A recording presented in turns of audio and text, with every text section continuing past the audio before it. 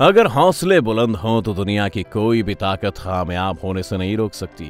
कुछ ऐसा ही काम 17 साल की छोटी सी उम्र में इंजीनियरिंग छोड़कर रितेश अग्रवाल ने कंपनी शुरू करके किया। बिना किसी की मदद के शुरू किए गए कारोबार को 71,000 करोड़ रुपए से ज्यादा की ऊंचाई पर पहुंचा दिया। उसे इतना पावरफुल और सक्सेसफुल बनाया कि आज हर कोई ओयो को जानता है। अगर कहीं बाहर जाकर रुकना हो, शादी और पार्टी के लिए पूरा घर चाहिए, ओयो है ना। हरून रिच लिस्ट 2020 में ओयो के फाउंडर और 24 साल के सबसे युवा भारतीय रितेश अग्रवाल को भी जगह मिली थी। उनकी नेटवर्थ 110 करोड़ डॉलर्स यानी करीब 8,000 करोड़ रुपए है। रितेश के ओयो रूम्स देश के कामयाब इंटरनेट कंपनीज की लिस्ट में फ्लिपकार्ट, पेटीएम के बाद तीसरी कंपनी बन गई है। साथ ही देश की सबसे बड़ी होटल चेन भी है। तो आइए आज आपको दिखाते हैं कि वो इतने कामयाब कैसे बने। चलिए शुरू करते हैं। ओयो बिजनेस कैसे बनाया, ये जानने से पहले रितेश अग्रवाल को समझते हैं, क्योंकि किसी भी इंसान के बिजनेस को समझने से पहले हमें यह समझना चाहिए कि वह इंसान कैसा है, किस तरह से सोचता है। फिर हम आपको यह बताएंगे कि ओयो को कैसे बनाया इतना सक्सेसफुल। समय से पहले की सोच। रितेश अग्रवाल ने ओयो रूम्स जैसे कारोबार की स्थापना उस वक्त में की थी जब दूसरे लोग इसके बारे में सोच भी नहीं पा रहे थे।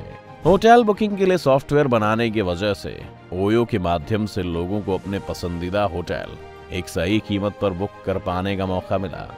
रितेश अग्रवाल कहते हैं कि उनकी सफलता आसान नहीं है। रितेश अग्रवाल को अपने कारोबारी क्षमता पर शुरू से ही भरोसा नहीं था। पढ़ाई में नहीं, बिजनेस में था मन। जब वे कॉलेज में पढ़ाई करने के लिए जा रहे थे या दूसरी जगह काम कर रहे थे, तब भी वे अपने भविष्य को लेकर बहुत आशंकित रहते थे। इसके बाद एक झटके से उन्होंने ओयो रूम्स जैसे कारोबार की शुरुआत कर दी। रितेश आज भी ये कहते हैं कि अगर मैं पढ़ाई करता तो मुझे पता था कि मैं अच्छा नहीं कर पाता।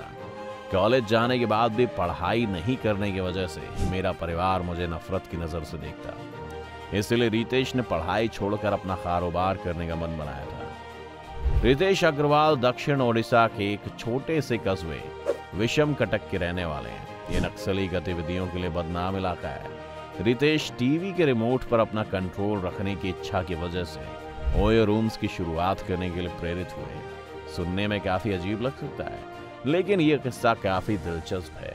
उनके घर में बच्चे रिश्तेदारों के साथ रहते थे और इस वजह से उन्हें कई बार टीवी पर वो देखना पड़ता था जो बड़े लोग देख रहे होते थे।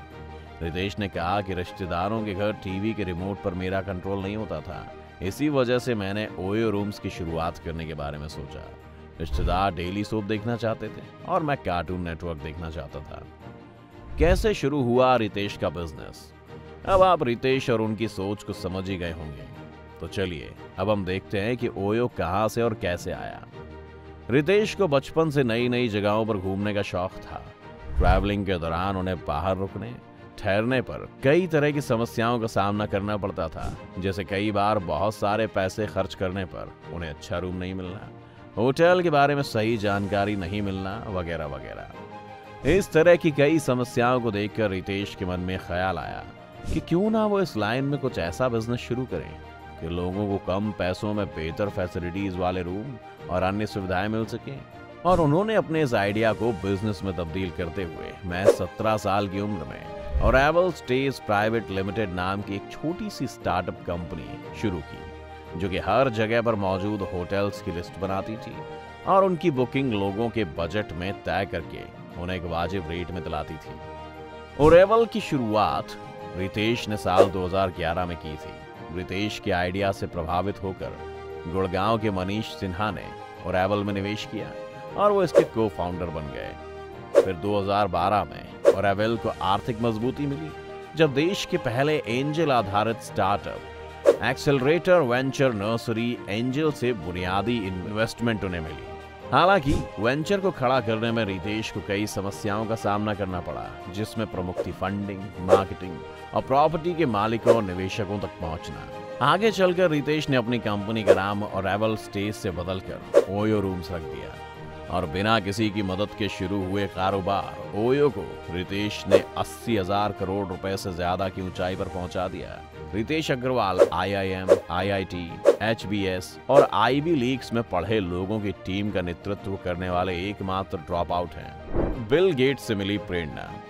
रितेश अग्रवाल ने बिल गेट्स और ओला कैब के को फाउंडर व साथी ड्रॉप आउट 32 वर्षीय भावेश अग्रवाल से प्रेरणा ली है। करीब 3 साल पहले ओयो ने चीन में अपनी सेवाएं लॉन्च की थी। ये एक भारतीय कंज्यूमर टेक्नोलॉजी कंपनी का दुर्लभ उदाहरण है जो दुनिया की दूसरी सबसे बड़ी अर्थव्यवस्था में सेवा दे रही है, और ये हमारे लिए भी बहुत गर्व की बात है। कड़ी मेहनत के लिए हुए तैयार। ओयो रूम्स के संस्थापक रितेश अग्रवाल ने कहा कि ओयो वेंचर के सफल होने से पहले उन्हें 6 बार असफलता हाथ लग चुकी है। रितेश ने कहा कि अगर आप असफल नहीं होते तो आप कड़ी मेहनत करने के लिए तैयार नहीं हो सकते। दक्षिण ओडिशा में रितेश का परिवार एक छोटी सी दुकान चलाता था। रितेश अग्रवाल अगर अपने लिए कोई दूसरा काम पसंद नहीं करते तो उन्हें भी उस दुकान पर ही बैठना पड़ता, लेकिन उन्होंने इन सब से इतर एक अलग मिसाल कायम की। वक्त से आगे की एक और छलांग। रितेश अग्रवाल अब अपनी ही कंपनी के $200 करोड़ यानी कि करीब 13,770 करोड़ रुपए के शेयर इन्वेस्टर से खरीदेंगे। वो ये शेयर के मेन आइलैंड रजिस्टर्ड अपनी कंपनी RA हॉस्पिटैलिटी होल्डिंग्स के थ्रू खरीदेंगे। इसके लिए RA हॉस्पिटैलिटी होल्डिंग्स ने कंपनी के शुरुआती निवेशकों से शेयर बायबैक करने का समझौता किया है। इसके बाद 25 वर्षीय अग्रवाल की कंपनी में हिस्सेदारी 3 गुना बढ़कर करीब 30% हो जाएगी। फिलहाल कंपनी में उनकी हिस्सेदारी 9 से 10% है। इस डील के आधार पर ओयो का वैल्यूएशन $1,000 करोड़ यानी करीब 70,000 करोड़ रुपए हो जाएगा। ओयो की ओर से जारी एक बयान में दी गई जानकारी के मुताबिक लाइट स्पीड वेंचर पार्टनर्स और सिकोया कैपिटल रितेश को अपनी हिस्सेदारी बढ़ाने में मदद करने के लिए अपनी होल्डिंग्स का हिस्सा बेचेंगे। कंपनी में इनका बाकी निवेश बना रहेगा जो ओयो के लॉन्ग टर्म मिशन का हिस्सा है। सिकोया कैपिटल के पास ओयो में 10.24% हिस्सेदारी है, जबकि लाइट स्पीड में 13.4% हिस्सेदारी है। रितेश अग्रवाल ने 2013 में ओयो होटल्स एंड होम की स्थापना की। इसके मौजूदा पोर्टफोलियो में 23,000 से ज्यादा होटल और 46,000 से ज्यादा वैकेशन होम्स हैं। सॉफ्टबैंक विजन फंड के मैनेजिंग पार्टनर मुनीश वर्मा ने कहा कि रितेश और उनकी टीम ने ओयो के रूप में भारत से एक वैश्विक ब्रांड खड़ा किया है। हमें ओयो के लिए रितेश के विजन पर पूरा भरोसा है। Light speed India partners advertisers के पार्टनर बेजल सुमैया ने कहा कि लाइट स्पीड ओयो की इंस्टीट्यूशनल इन्वेस्टर रही है। वो रितेश और ओयो की टीम की मदद करने के लिए प्रतिबद्ध है। सिकोया कैपिटल इंडिया एडवाइजर्स के MD मोहित भटनागर ने भी ऐसे ही विचार व्यक्त किए। इस महीने की शुरुआत में ओयो ने कहा था कि एक कमरे की गिनती के मामले में दुनिया की तीसरी सबसे बड़ी होटल श्रृंखला के रूप में उभरा है। अमेरिका और यूरोप में इसका मजबूत विकास हो रहा है। तो अगर हम एक लाइन में ओयो की सक्सेस का राज बताएं तो वो ये है कि ये कोई भी बिजनेस नहीं है, बल्कि लोगों की प्रॉब्लम का सलूशन है। और रितेश लोगों को और अपने इन्वेस्टर्स को ये समझाने में कामयाब रहे हैं। इस कहानी को देखकर आपको क्या लगता है कि अगर आपको खुद पर भरोसा है तो पढ़ाई छोड़कर अपने आइडिया पर फोकस करना सही है? हमें कमेंट करके जरूर बताएं। अगर ये वीडियो आपको पसंद आई हो तो इसे लाइक और शेयर करें। अगर आप हमारे चैनल पर नए हैं तो इसे सब्सक्राइब जरूर करें।